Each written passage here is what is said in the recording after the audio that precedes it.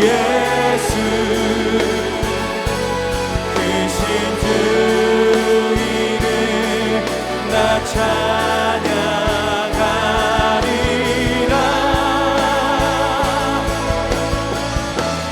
나는 찬양하리라. 주님 그 이름 찬양. 예수 크신 주 이름 나 찬양하리라. 나는 영광 돌리리. 나는 영광 돌리리. 주님 영광의 이름. 예수 크신 주 이름 나 찬양하리라.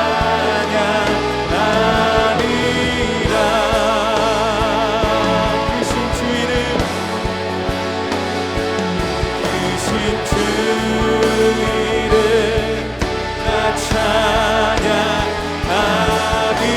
찬양하리라.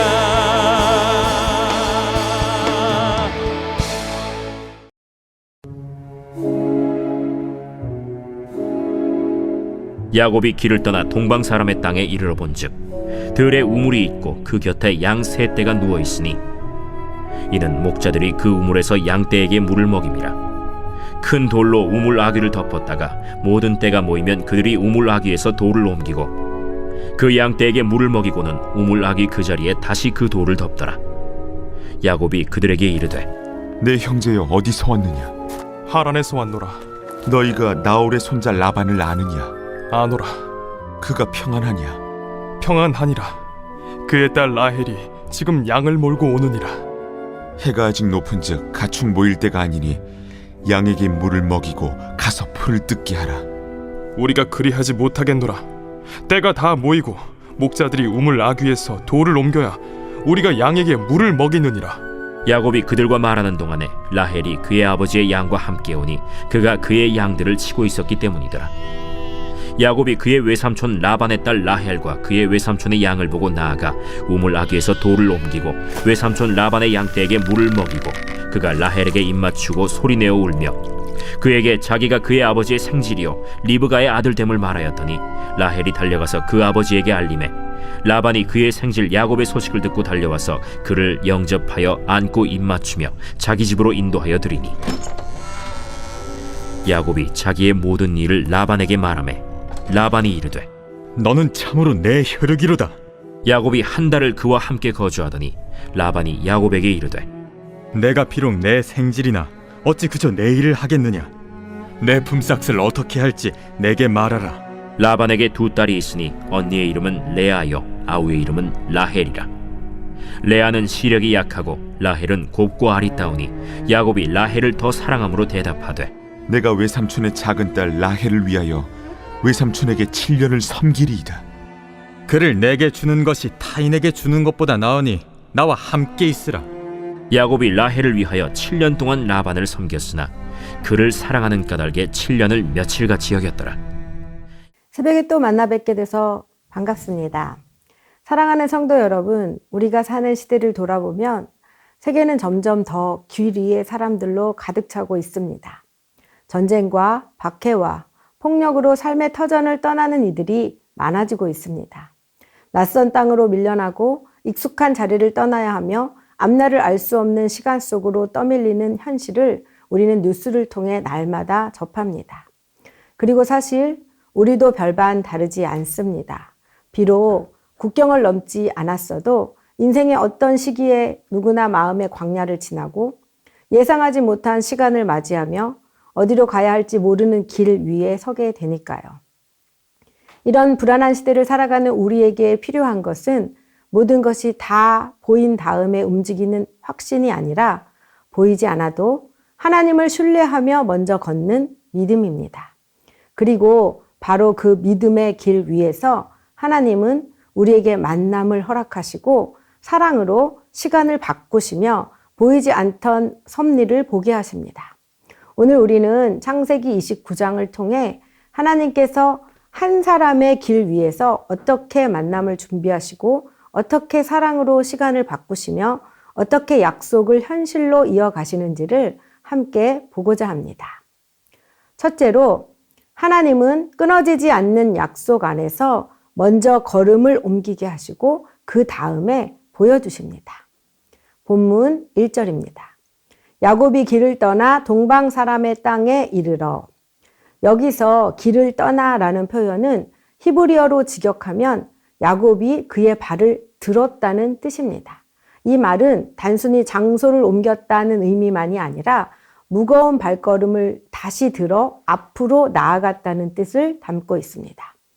사실 야곱이 하란으로 가게 된 직접적인 이유는 어머니 리브가의 권유에 따른 아버지 이삭의 명령 때문이었죠. 창세기 28장을 보면 이삭은 야곱을 불러 가나안 여인과 결혼하지 말고 외삼촌 라반의 집으로 가라고 말합니다. 그러니 야곱은 처음부터 스스로 길을 정해 떠난 것이 아니라 아버지의 보냄을 받아 하란으로 향한 것이었죠. 그런 야곱이 그 길을 가다가 베델에서 하나님을 만나게 됩니다. 그곳에서 하나님은 야곱에게 함께 하시고 지키시며 다시 돌아오게 하시겠다고 약속하셨죠. 그런데 이 약속은 야곱에게 갑자기 새롭게 주어진 어떤 낯선 약속은 아닙니다. 원래 하나님께서 아브라함에게 주셨고 이삭에게 확인하셨던 그 언약의 약속이 야곱에게로 이어지고 있는 것입니다. 하나님은 세대가 바뀔 때마다 새로운 구원의 계획을 급히 세우시는 분이 아닙니다. 하나님은 한 번 시작하신 구원의 약속을 아브라함에서 이삭으로, 이삭에서 야곱으로 계속 이어가시는 신실하신 하나님이십니다. 그러므로 야곱이 하란으로 가는 길은 단지 한 사람의 피난길이 아닙니다. 하나님의 언약이 계속 이어지는 섭리의 길인 것입니다. 사랑하는 성도님들, 야곱이 길을 떠난 길이 베델 이전에는 쫓기듯 가는 길이었다면 이제는 하나님의 약속을 품고 가는 길이 된 것입니다. 그리고 이제 야곱은 보게 됩니다. 2절입니다. 본즉 들에 우물이 있고 그 곁에 양 세 떼가 누워 있으니. 본문에서 본즉은 먼저 야곱이 우물과 양떼를 실제로 보았다는 뜻이죠. 그러나 베델에서 약속을 받고 길을 떠난 야곱의 문맥 속에서 보면 이 장면은 단순한 풍경의 묘사를 넘어 하나님의 약속이 현실 속에서 구체적으로 드러나기 시작하는 첫 장면으로도 볼 수 있습니다.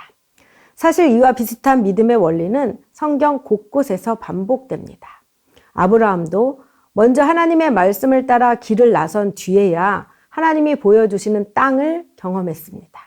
또 요단강 앞에 제사장들도 강이 먼저 갈라진 뒤 들어간 것이 아니라 먼저 발을 들였고 그 다음에 물이 그쳤습니다.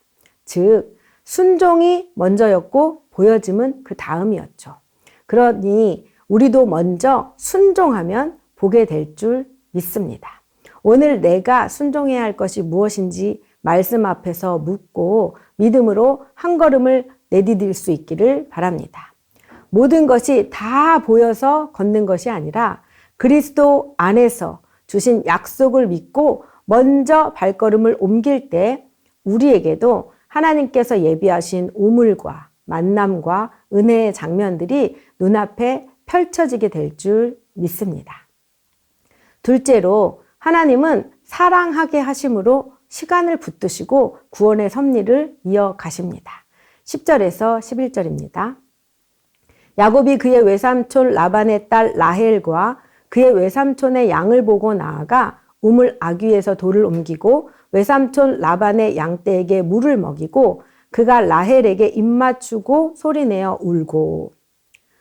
야곱과 라헬의 만남은 한편의 드라마 같습니다. 이런 우연이 있을까 싶은 그런 만남이죠.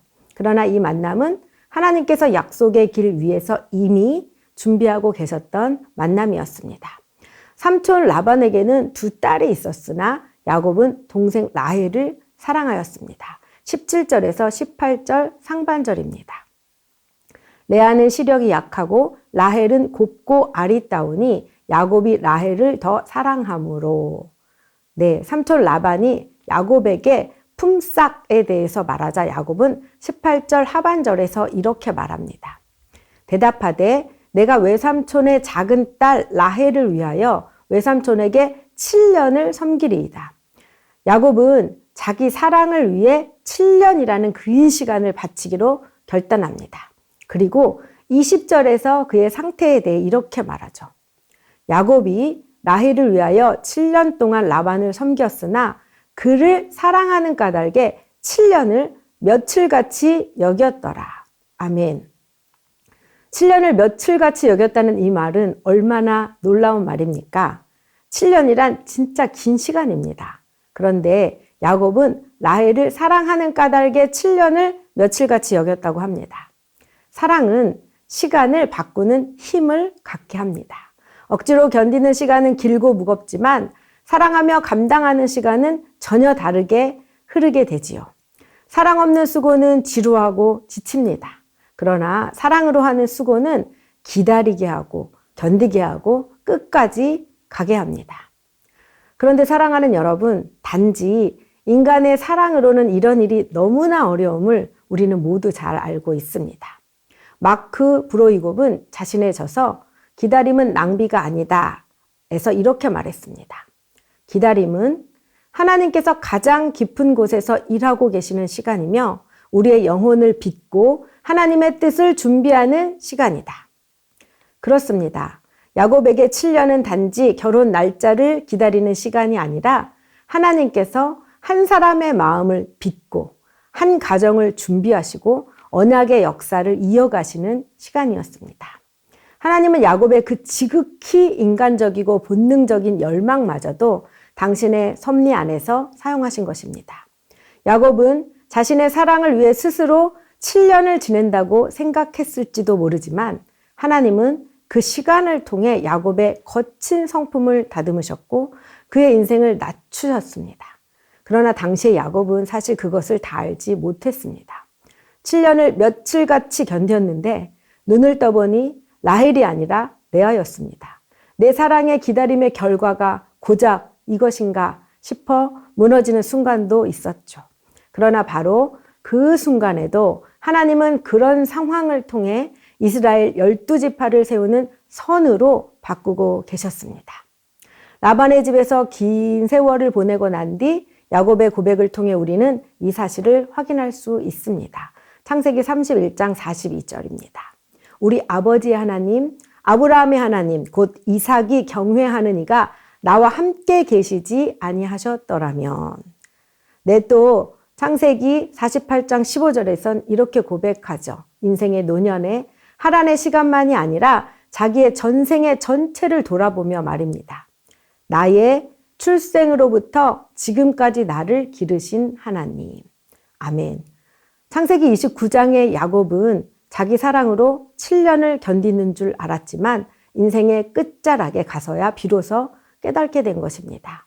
베델에서 약속하신 하나님의 신실하신 사랑이 지극히 개인적인 사랑의 시간이라 여겼던 그 시간들조차도 붙드시고 자신을 빚어오신 놀라운 섭리였다는 사실을 말입니다. 그러니 이 본문은 단순히 야곱이 한 여인을 보고 첫눈에 반한 낭만적인 이야기만은 아닙니다. 하나님께서 한 사람의 사랑의 시간조차 붙드시고 그것을 더 크고 깊은 구원의 흐름 속에 사용하시는 이야기입니다. 우리도 이런 일들을 경험하지 않았습니까? 사랑의 시계를 바꾸고 달력을 지워버리는 그런 일들 말입니다. 결혼 생활 속에서 자녀를 양육할 때, 순원들을 이끌 때, 부서에서 맡겨진 일을 감당할 때도 그렇지 않았는지요? 야곱이 라헬을 얻기 위한 삭스로 7년을 며칠처럼 여긴 그 시간이 구원의 역사 속에서 사용된 것처럼 우리가 사랑에서 며칠처럼 여겼던 그 모든 시간들도 하나님께서 동일하게 사용하심을 믿으시길 바랍니다. 그리고 라헬을 향한 사랑의 삭스를 통해 구원의 흐름을 이루어 가신 하나님의 그 사랑은 이제 예수님께서 우리를 위해 지불하신 영원한 삭스로 완성되었습니다. 십자가 위에서 다 이루었다라고 말씀하신 그 사랑의 삭스로 말미암아 사랑받을 자격이 없는 우리는 이제 하나님의 자녀가 되었습니다. 그러므로 대속의 은혜를 받은 우리의 기다림의 시간은 결코 소비되는 낭비가 아닙니다. 우리의 기다림이 날마다 그리스도의 사랑 안에서 해석되고 그 은혜로 채워지기를 소망합니다. 우리가 사랑으로 감당하는 시간은 지금 당장 눈에 띄는 결과가 없어 보여도 결코 버려지는 시간이 아님을 기억하고 그 시간을 붙드시는 하나님을 신뢰하시길 바랍니다. 우리가 이해하지 못하는 사이에도 그 시간 속에서 구원의 섭리를 이어가시는 하나님을 믿으시길 바랍니다. 말씀을 맺겠습니다. 결국 기다림의 시간을 바꾸는 것은 그 속에서 역사하시는 하나님의 사랑 때문입니다. 그렇게 세상은 우리가 견디는 시간을 느리고 답답하다고 말하지만 주님을 사랑하는 자에게 그 시간은 결코 헛되지 않습니다. 사랑하는 성도 여러분, 그 약속을 믿는 사람으로서 우리는 어떻게 살아야 할까요? 첫째, 내 생각과 계산보다 하나님의 말씀을 앞세워야 합니다. 취업이나 진로의 문이 닫혀 답답한 성도님이 계십니까? 세상의 조급함보다 먼저 말씀 앞에 서십시오. 말씀이 내 계산보다 앞설 때 우리는 비로소 다시 발을 들 수 있게 됩니다.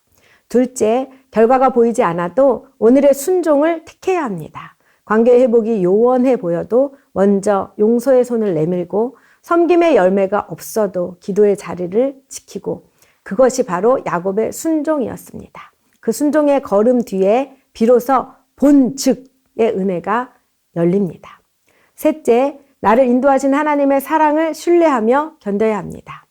야곱을 견디게 한 힘은 결국 그를 포기하지 않으신 하나님의 사랑이었습니다. 오늘 이 자리에 나의 7년은 이미 실패했다고 생각하며 눈물 흘리는 분이 계시는지요? 기억하십시오. 라반은 당신을 속였을지 모르나 하나님은 당신을 빚고 계십니다. 당신이 낭비라고 생각한 그 눈물의 시간이 사실은 12지파를 세우는 하나님의 가장 정교한 설계도였음을 보게 될 날이 반드시 올 줄 믿습니다.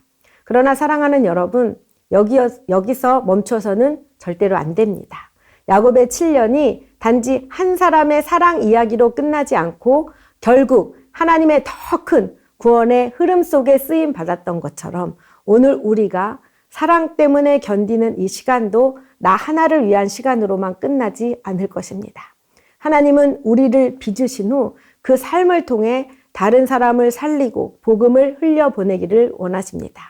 내가 눈물로 지나온 시간은 누군가를 위로하는 통로가 되고 내가 오래 기다리며 견딘 시간은 누군가를 하나님 앞으로 인도하는 간증이 됩니다. 내가 약속을 붙들고 걸어온 길은 결국 또 다른 누군가를 약속 앞으로 데려가는 길이 될 것입니다. 사랑하는 성도 여러분, 주님, 제 시간을 낭비하지 않으셨듯이 제 삶도 한 영혼을 살리는데 사용하여 주옵소서. 이 기도가 우리 안에 있기를 바랍니다. 하나님께서 야곱을 통해 12지파를 세우시고 구원의 흐름을 이어가신 것처럼 우리 역시 우리 자신만이 아니라 다른 사람을 세우며 살리고 복음을 흘려보내는 통로로 사용하실 줄 믿습니다. 이 은혜가 저와 여러분에게 가득하기를 주님의 이름으로 축복합니다. 함께 기도하겠습니다. 보이지 않아도 약속의 말씀을 붙들고 먼저 발을 내딛는 믿음을 주옵소서. 두려움보다 말씀을 앞세우고 계산보다 순종을 택하게 하옵소서. 아멘. 내가 낭비라고 여겼던 기다림의 시간도 주님의 손안에 있음을 믿게 하시고 그 시간 속에서 나를 빚으시고 낮추시며 준비하시는 사랑을 끝까지 신뢰하게 하옵소서. 아멘. 야곱의 시간을 통해 구원의 흐름을 이어가신 것처럼 내 삶의 시간도 한 영혼을 살리고 복음을 흘려보내는 통로로 사용하여 주옵소서. 아멘.